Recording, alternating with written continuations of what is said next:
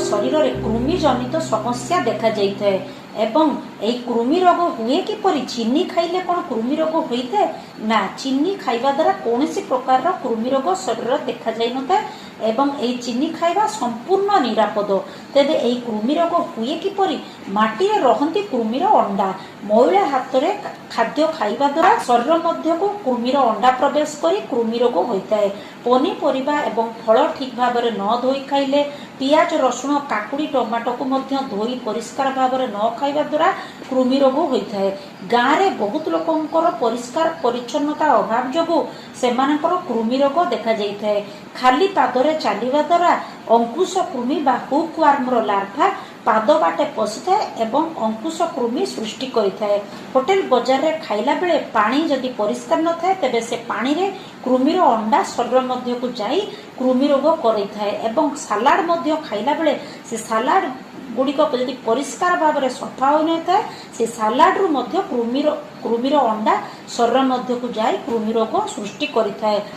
जड़े लोकर झाड़ा किंबा मलरे थिबा कृमिर अंडा माटी रे मिसिला परे से माटी रे तैयारी हेउतबा पनीपरिबा फल रे से अंडा गुड़िक लागि थाए एवं जड़े लोक से गुड़िक परिष्कार भाव में न धोई खाइबा द्वारा तार पाटी मध्य को मलरे थिबा अंडा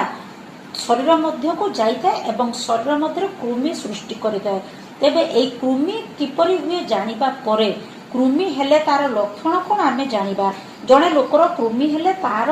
भोक लागिबो नाही एवं बांती बांती लागिबा ठारू आरंभ करी बांती होइथाए पेट जंत्रणा होइथाए एवं पतला झाड़ा हवा सहित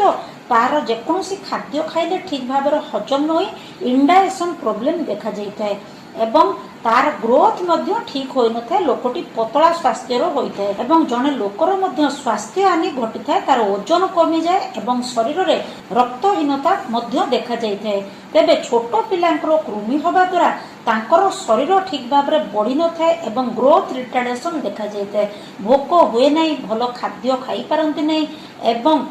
पिला गुड़िक पतला स्वास्थ्यर एवं ओजन कम विशिष्ट होइथांती तेणु ए सब जानिबा द्वारा परे कृमि रोग हेले कौन कौन असुविधा देखा जाए दीर्घ दिन धरी कृमि जदि शरीर मध्य रही थाए तेबे रक्तहीनता रोग देखा जाई पारे एवं खाद्य जेहेतु ठीक भाव में हजम हुए ना एवं कृमि रहिबा द्वारा सेमाने न्यूट्रिशन आम शरीर मध्य डेफिशिएंसी कराई जड़े लोकर न्यूट्रिशनल डेफिसिट कराइबा सहित तार ग्रोथ मध्य भल करई दे नथांती एवं जड़े लोकर इंटेस्टाइनल बा अंतनली रे ब्लॉकेज हेबा ठारू आरंभ करी परफोरेशन मध्य देखा जाइथाए तेबे ए कृमि रोग हेले जड़े लोक निहाती अति शीघ्र डाक्तर परामर्श करी कृमि को मारिया पई बटिका जेपरि कि अल्बेंडाजोल मेबेंडाजोल